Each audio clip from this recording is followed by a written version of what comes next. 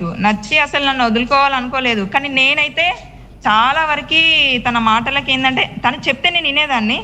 తర్వాత ఇది తను చెప్పింది అని చెప్పేసి నేను మళ్ళా నా ఆలోచనలు నేను ఉండేదాన్ని.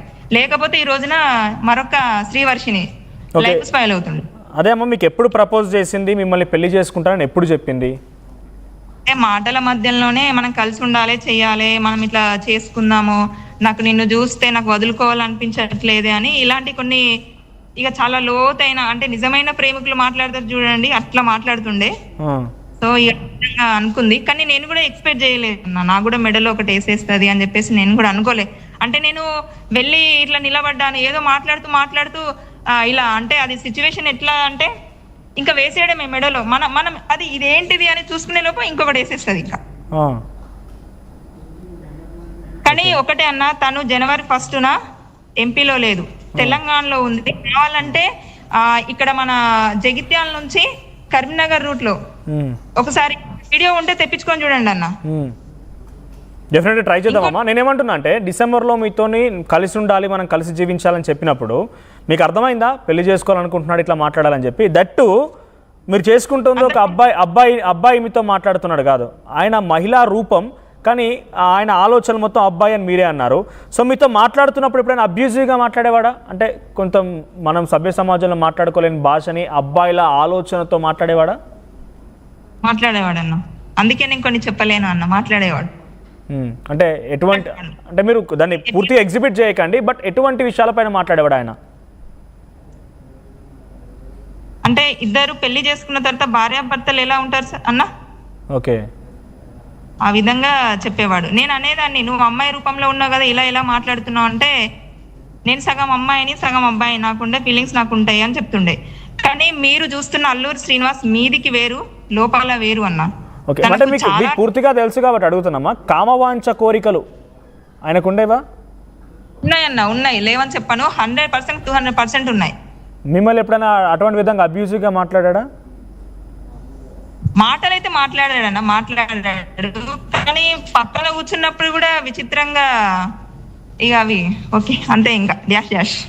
ఓకే, అంటే ఆయన మీరు 3-4 సార్లు కలిసారన్నారు కాబట్టి అంటే డైరెక్ట్గా స్ట్రైట్గా అడుగుతున్నాం, ఎందుకంటే ఇది తెలుగు 2 రాష్ట్రాలకు సంబంధించిన అమ్మాయిలు చూస్తున్నారు కాబట్టి, ఇంకా ఎవరైనా మీలాగా ఇటువంటి దురాలోచన ఉన్నా, లేకపోతే పాపం వాడు నిజమని నమ్మినా కూడా, అఘోరి నిజమని నమ్మినా కూడా వాళ్ళ నుంచి కొంత అవేర్నెస్ రావాలి కాబట్టి నేను డైరెక్ట్గా అడుగుతున్నాను మిమ్మల్ని, సెక్స్ ఆలోచనతో ఉండేవాడా ఆయన? అటువంటి దురుద్దేశంతో చూసేవాడా? అటువంటి విధంగా మాట్లాడేవాడా, ప్రవర్తించేవాడా? ఉన్నాయన్నా, ఉన్నాయనే చెప్తున్నాను. నేను లేవని చెప్పాను, నేను ఉన్నాయనే చెప్తున్నాను. నేను కూడా ఇంత తెగించి నేను ముందుకు ఎందుకు వచ్చాను అంటే, నాలాంటి ఆడపిల్లని నాకు తెలిసి రాష్ట్రానికి ఒకదాన్ని పెట్టుంటాడు, వాళ్ళు రాకపోవచ్చు, కనీసం కాంటాక్టులను మెసేజ్ రూపంలోనన్నా వాళ్ళు ముందుకు రావాలనే నేను చాలా తెగించి వచ్చాను.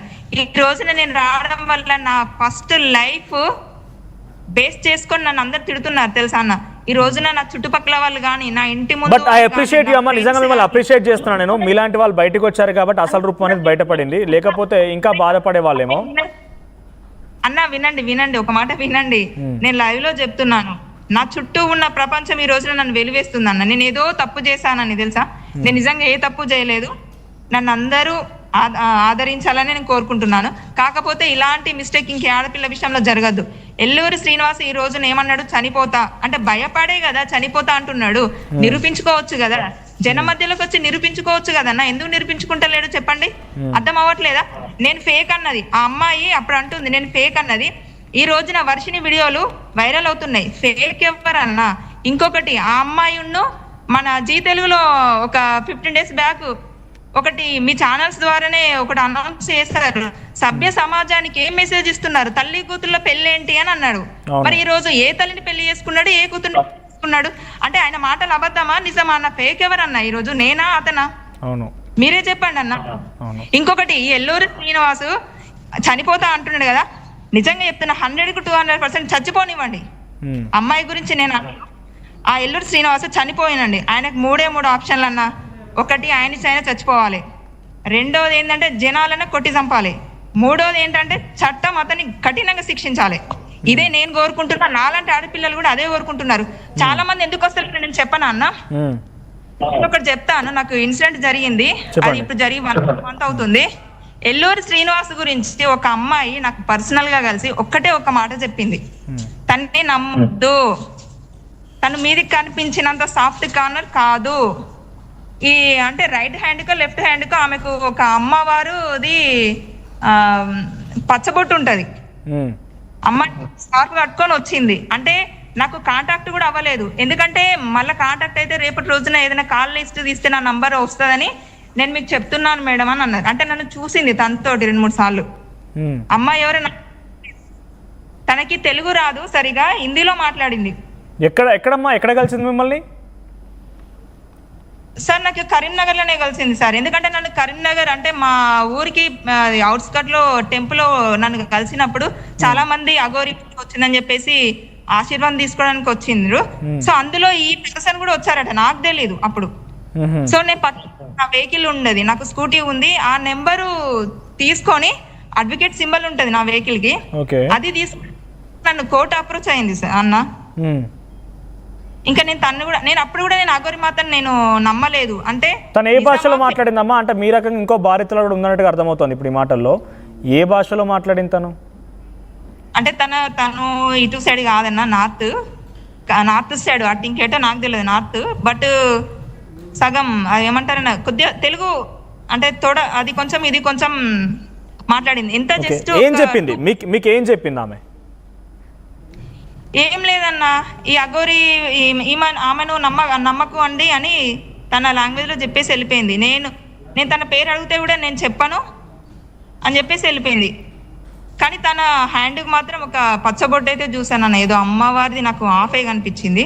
బహుశా దుర్గమ్మ సంథింగ్ అటు సైడ్, అదే వాళ్ళు ఎక్కువగా నమ్ముతారు కదా అమ్మవారిని. అవునవును, అది చూసాను.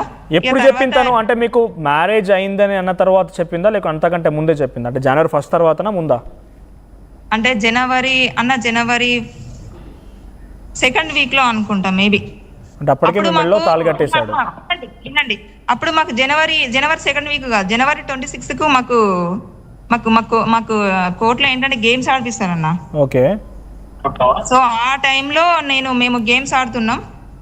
అంటే ఆ టైంలో నన్ను అప్రోచ్ అయింది ఆ అమ్మాయి. ఫేస్ అంటే నాకు అంటే కళ్ళు కూడా ఇప్పటికీ నాకు గుర్తు అంతే. ఓకే, ఆ రోజు చెప్పింది. అప్పటికి మీకు వివాహం అయిపోయింది.